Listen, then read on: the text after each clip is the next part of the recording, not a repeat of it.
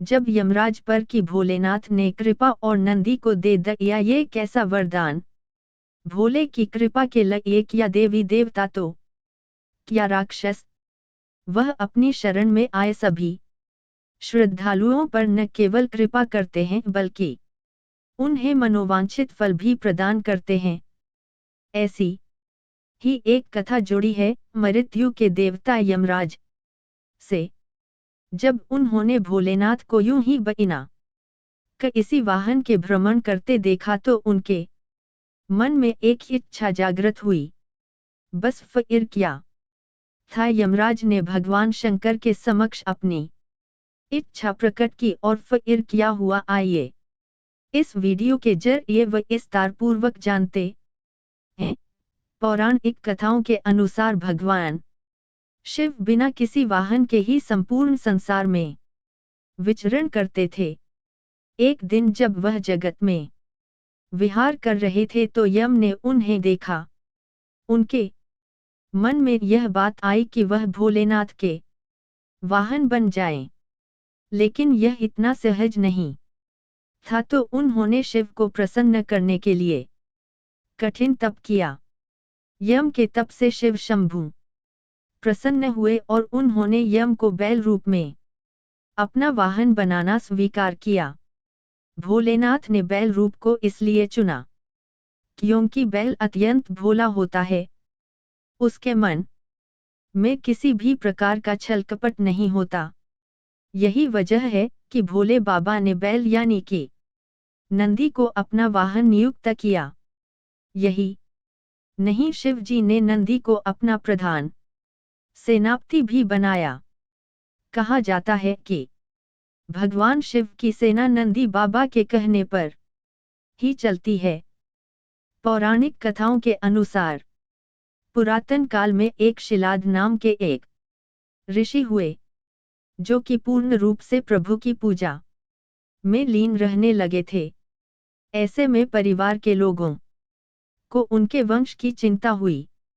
यह परेशानी लेकर सभी उनके पास पहुंचे और गृहस्थ जीवन में वापस आने का निवेदन किया। हालांकि वह नहीं माने, लेकिन उन्होंने जन्म मृत्यु से परे संतान प्राप्ति के लिए देवराज इंद्र की पूजा की। इंद्र प्रसन्न हुए तो लेकिन ऐसी संतान का आशीर्वाद देने में असमर्थता जाहिर की। जब इंद्रदेव से इच्छा मुताबिक संतान प्राप्ति का आशीर्वाद नहीं मिला तो शिलाद मुनि ने शिव की पूजा की। उनके कठोर तप से शिव अत्यंत प्रसन्न हुए और स्वयं उनकी संतान के रूप में जन्म लेने की बात कही। कथा मिलती है कि एक दिन शिलाद मुनि खेत जोत रहे थे, तब उसी भूमि पर उन्हें एक बालक मिला। वह उसे घर ले आए और उसका नाम नंदी रखा। भगवान भोलेनाथ ने मित्र और वरुण नाम के दो मुनियों को नंदी के पास भेजा। उन्होंने नंदी को बताया कि वह अल्पायु हैं। यह सुनकर नंदी बाबा वन में चले गए और महादेव की पूजा अर्चना करने लगे। उनकी पूजा से भोलेनाथ प्रसन्न हुए और नंदी को मृत्यु भय से मुक्त अजर अमर होने का आशीर्वाद दिया। इसके अलावा गणों के अधिपति के रूप में भी नियुक्त किया।